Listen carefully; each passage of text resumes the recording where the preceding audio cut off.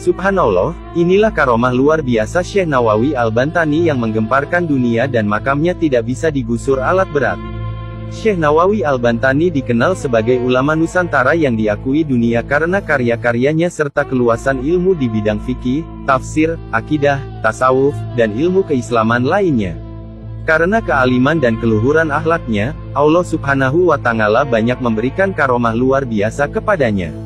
Syekh Nawawi Al-Bantani lahir di Tanara Serang, Banten, pada tahun 1230 Hijriah atau 1813 Masehi. Beliau wafat di Mekah, pada tahun 1314 Hijriah atau 1897 Masehi. Dahulu, beliau adalah seorang ulama Indonesia yang menetap di Makkah, Arab Saudi, dan juga pernah menjadi imam besar di Masjidil Haram Makkah. Karena kemasyhurannya, Syekh Nawawi Al-Bantani kemudian dijuluki sebagai Sayyid Ulama Al-Hijaz yang berarti pemimpin ulama Hijaz, Al-Imam Al-Muhakkik wa Al-Fahama Al-Mudakik yang berarti imam yang mumpuni ilmunya, A'yan Ulama Al-Qon Al-Ram Asyarli Al-Hijrah yang berarti tokoh ulama abad 14 Hijriyah, dan Imam Ulama Al-Haromain yang berarti imam, ulama dua kota suci.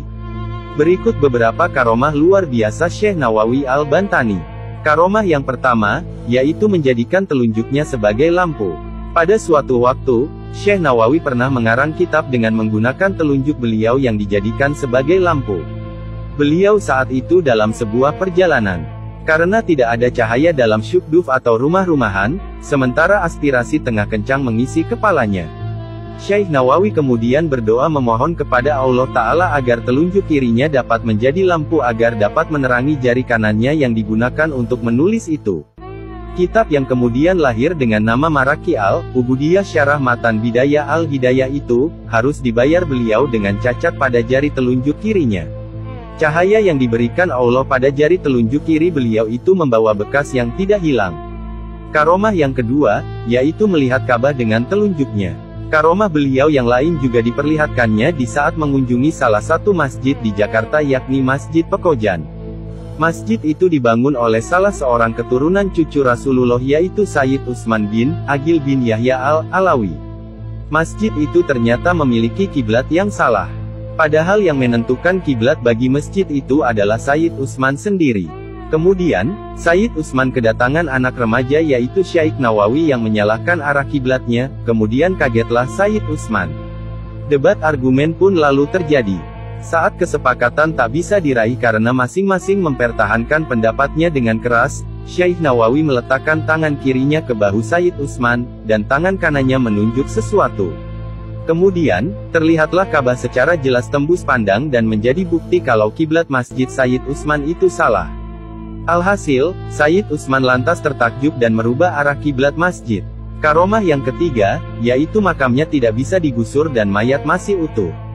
Dahulu, pernah makam Syekh Nawawi di Malak, Arab Saudi akan dibongkar untuk kepentingan pelebaran jalan. Namun anehnya, alat berat yang digunakan untuk membongkar makam tersebut malah rusak. Beberapa kali upaya penggusuran makam Syekh Nawawi dilakukan, namun selalu gagal. Ketika dipaksa dibongkar, pernah para pekerja kaget karena ternyata di dalam makam tersebut ada orang yang sedang sujud. Akhirnya makam Syekh Nawawi tidak jadi dibongkar, dan akhirnya hanya dibuatlah jalan layang. Memang, telah menjadi kebijakan pemerintah Arab Saudi bahwa orang yang telah dikubur selama setahun kuburannya harus digali. Tulang belulang si mayat kemudian diambil dan disatukan dengan tulang belulang mayat lainnya. Selanjutnya, semua tulang itu dikuburkan di tempat lain di luar kota. Lubang kubur yang dibongkar dibiarkan tetap terbuka hingga datang jenazah berikutnya terus silih berganti. Kebijakan ini dijalankan tanpa pandang bulu. Siapapun dia, mau pejabat atau orang biasa, saudagar kaya atau orang miskin, sama terkena kebijakan tersebut. Hal ini juga bertujuan untuk menghemat area pemakaman yang terbatas dan sempit. Alhasil, kebijakan ini juga menimpa makam Syekh Nawawi. Dahulu setelah kuburnya genap berusia 1 tahun, datanglah petugas dari pemerintah kota untuk menggali kuburnya. Tetapi yang terjadi adalah hal yang tak lazim. Para petugas kuburan itu tak menemukan tulang belulang seperti biasanya. Yang mereka temukan adalah satu jasad yang masih utuh. Tidak kurang satu apapun, tidak lecet atau tanda-tanda pembusukan seperti lazimnya jenazah yang telah lama dikubur. Bahkan kain putih kafan penutup jasad beliau tidak sobek, masih harum dan tidak lapuk sedikit pun. Tentu saja kejadian ini mengejutkan para petugas. Mereka lari berhamburan mendatangi atasannya dan menceritakan apa yang telah terjadi. Setelah diteliti, sang atasan kemudian menyadari bahwa makam yang digali itu bukan makam orang sembarangan. Langkah strategis lalu diambil. Pemerintah melarang membongkar makam tersebut. Jasad beliau lalu dikuburkan kembali seperti sedia kala. Hingga sekarang, makam beliau tetap berada di pemakaman Mala Mekah. Subhanallah. Karomah yang kelima, yaitu mengeluarkan buah rambutan dari tangannya. Dahulu, di kota suci Mekah Syekh Nawawi mendirikan tempat mengajar atau sekolah dengan murid yang lumayan banyak. Di suatu hari beliau menerangkan kepada para santri-santrinya.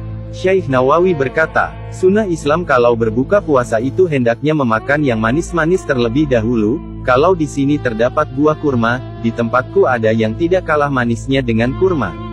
Santri-santri berkata dan bertanya, betul Syekh, kalau di tempat kami kurma, lalu bagaimana dengan tempat Syekh yang tidak tumbuh buah kurma?